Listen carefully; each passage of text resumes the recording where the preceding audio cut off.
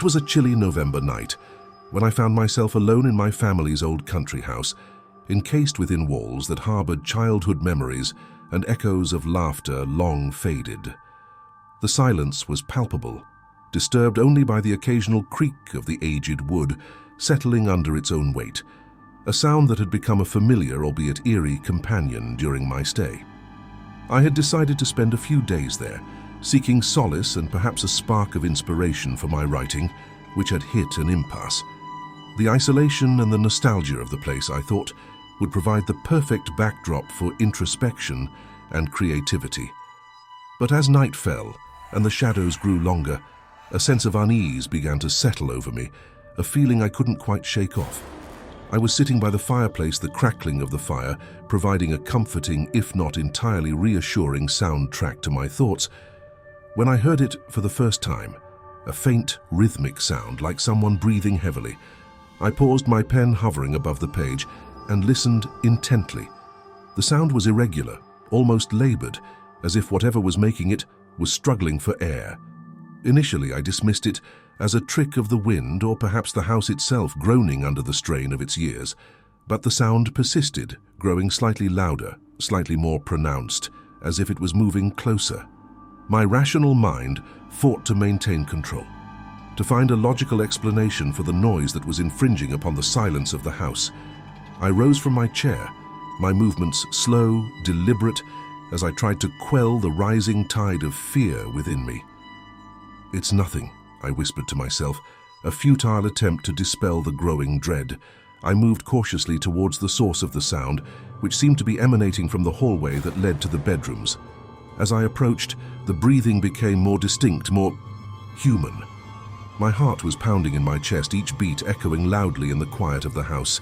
I reached the hallway, the dim light from the fireplace casting long shadows on the walls, the breathing now unmistakably clear. "Why are you breathing so heavily?" The voice came from the shadows, sudden and unexpected, causing me to start. It was a whisper, but it cut through the silence like a knife, cold and sharp. I froze, my breath caught in my throat, for the simple fact was, I wasn't. The realization hit me like a wave, sending chills down my spine.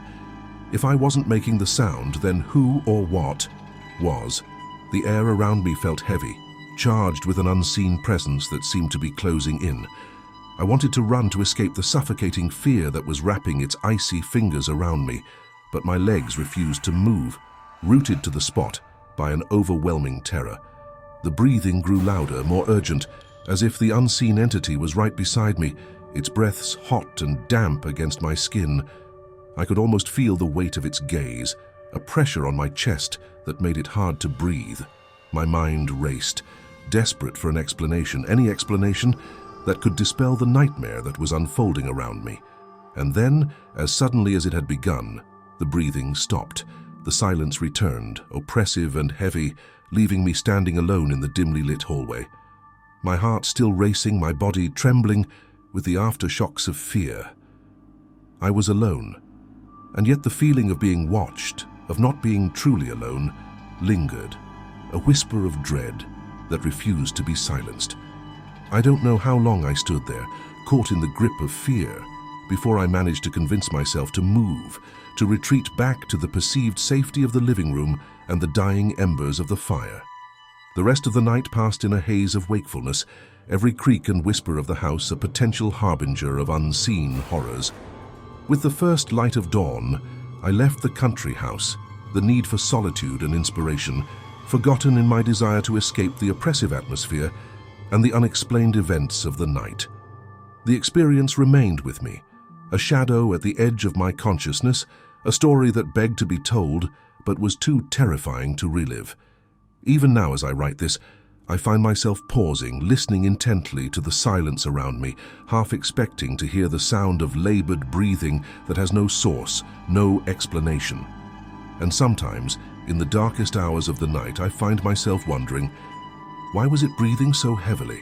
And I realize with a shiver that runs down my spine, I may never truly want to know the answer.